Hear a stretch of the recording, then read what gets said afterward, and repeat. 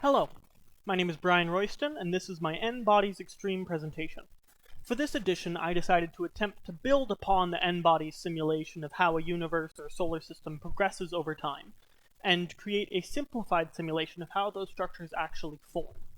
In order to do this, I had to create systems for object collision and object creation, as well as several modifications to the physics system in order to allow for greater control from the user. So in order to simulate the formation of a solar system, I have implemented the ability to create massive amounts of very small bodies. When the user clicks on any part of the screen, it will start spewing out bodies from that position. These bodies are created going at orbital velocity, randomized plus or minus 10%, as well as with a slightly randomized angle. The user is able to increase or decrease the size of the bodies that they spawn. So, if I increase, we'll get larger bodies, and I can decrease all the way down to these very small bodies that are barely even being picked up by the recording. Now, in order for this simulation to actually get anywhere, these bodies need to do something when they collide. If they didn't, our little universe here would just forever be a bunch of dust floating along in space.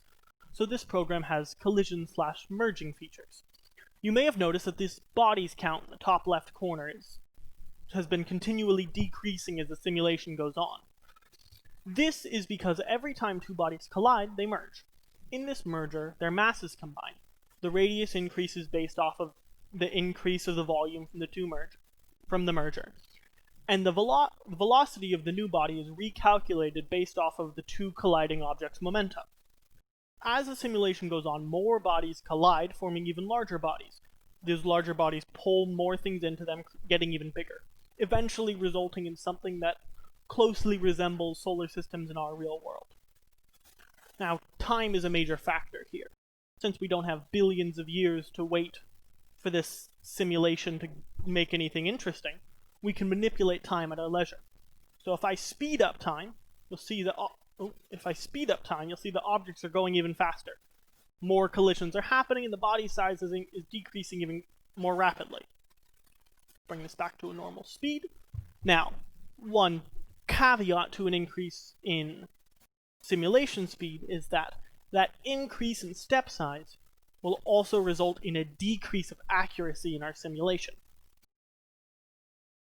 The program also allows the user to get a bigger picture of the movements of these bodies by showing a trail of the objects. So if I turn this on, we can start seeing the structure of the orbital patterns of these objects, and it allows the user to just get kind of a bigger picture of what is going on in our simulation. Now, one problem I encountered using this program was that often when creating bodies, our sun here would get a little bit of a momentum kick from the creation and would slowly, especially at higher speeds, at higher simulation speeds, drift off the screen. Now, we don't want that because all of a sudden we can't view our simulation. So I simply added the ability to lock the sun. If I turn off the lock the sun and I create some bodies, you'll see that the sun is going to start slowly moving a tiny bit. Let's lock our sun again. Now, finally, I think it would be best to finish off this presentation with a little Easter egg in the program. Let's start by adding some fairly large masses and just throwing them into the sun, as you do. Now, as you see, our sun is getting bigger and bigger here. As they fall into the sun, it grows in mass until eventually, at some point, as we create even larger bodies, even larger, keep throwing them into the sun. Eventually, as you see, we create a black hole. Now, this is not entirely accurate to real life, but the physics behind the compression of solar bodies seemed a little bit out of the scope for a simple Easter egg. Thank you for joining me in this tour of my NBodiesExtreme program. Have a great day.